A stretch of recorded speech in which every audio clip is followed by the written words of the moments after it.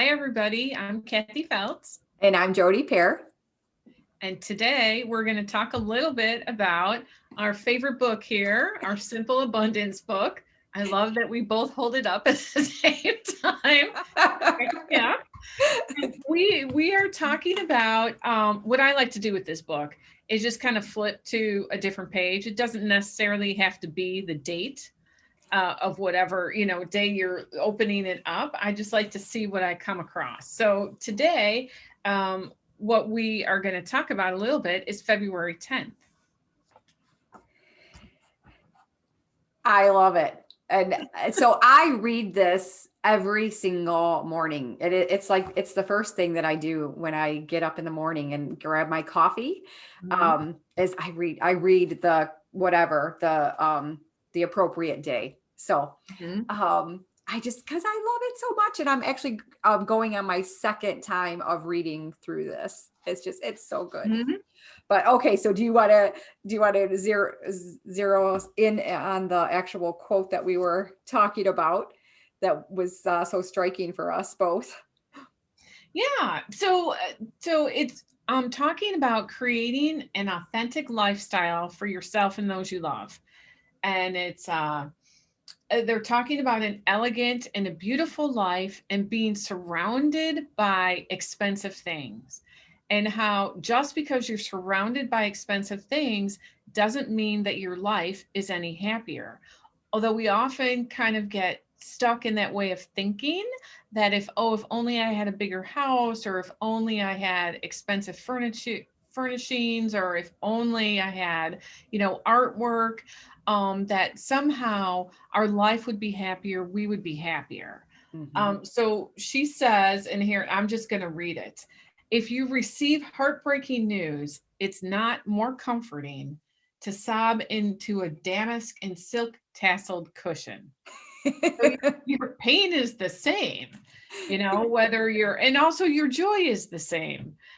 Whether you're surrounded by expensive things or just comfortable things, or even secondhand things, that we need to remember that it's not so much we want to be comfortable in our space, but it doesn't have to be expensive.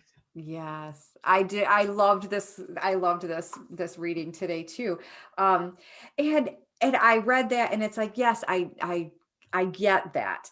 But I also think that when we do not necessarily have expensive things, but when we have meaningful things around us, when we do get heartbreaking news, it's like, yeah, all that is going to disappear, and when we're stressed out or we're unhappy, like all of you stop seeing what's around you.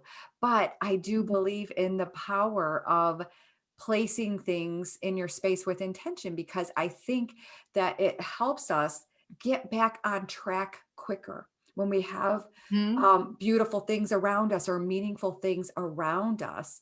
When we do have a bad day, or we do have a bad month or year or whatever it is, it helps us remember what brings us joy and who we are, and what are things that we can do to help get us back on track. So there's the contrast. So it was funny when I first read it, but then it's like, wait a minute, but it really is important to have beautiful things around you, meaningful things around you, so that we can become more resilient and bounce back when we do hear these devastating things or have a bad day. Right. Yeah. Having comfort in your space isn't about what you spent on your space. It's about the meaning of the things in your space. Yes. Yeah. And she just worded it in such a way where it really was striking. It is always. Yes. Yes, this book is just so helpful and amazing. Always inspiring for me. Yeah. Yeah. Nice little tidbits. Yes. All right. Great. Thanks. It was great seeing you, Kathy. And thanks everybody for watching. And I will do a full reading at the end of this recording, so that you can hear the entire reading for February 10th. It's really good. Okay. Well, thanks, Jody. Good to see everybody. Bye-bye. Thanks. See you. A reading from Simple Abundance, a daybook of comfort and joy, by Sarah Ban Breathnach. February 10th, creating an authentic lifestyle for yourself and those you love. It's a funny thing about life. If you refuse to accept anything but the best, you very often get it. Somerset Maugham. It's far easier to live an elegant, beautiful life when you're not on a budget, when cash is readily available and you don't have to learn the lessons that delayed gratification teaches us. But having money does not guarantee that we live authentically, nor does being surrounded by beautiful things guarantee a lifetime of happiness. If you receive heartbreaking news, it's not more comforting to sob into a damask and silk tasseled cushion. When I was beginning the simple abundance path and began to wean myself away from worldly distractions for several months by choosing not to read magazines and newspapers, not to watch the news, and especially not to go shopping except for groceries and essential kids' clothing, the symptoms I experienced were similar to withdrawal pains.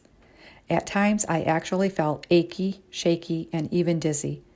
When this occurred, my authentic self would reassure my conscious self, who didn't think much of the new program, that I was undergoing a deep inner shift in reality. I was learning to differentiate between my needs and my wants, and this powerful lesson had to be mastered before I could move forward. I had to learn what I could live without. Whatever I needed, I could budget for. In other words, I could have, but self-knowledge had to come first. When you learn what you can live without, you are able to ask life for the very best because you possess the gift of discernment. You develop patience that enables you to wait gracefully and gratefully until the best arrives because you know it will. You are able to create an authentic life for yourself and those you love because you are able to make conscious choices. Long afterwards, she was to remember that moment when her life changed its direction. Evelyn Anthony writes in The Avenue of the Dead. It was not predestined. She had a choice, or it seemed she had, to accept or refuse, to take one turning down the crossroads to the future or another. Turning away from the world and toward your own happiness is the path of authenticity.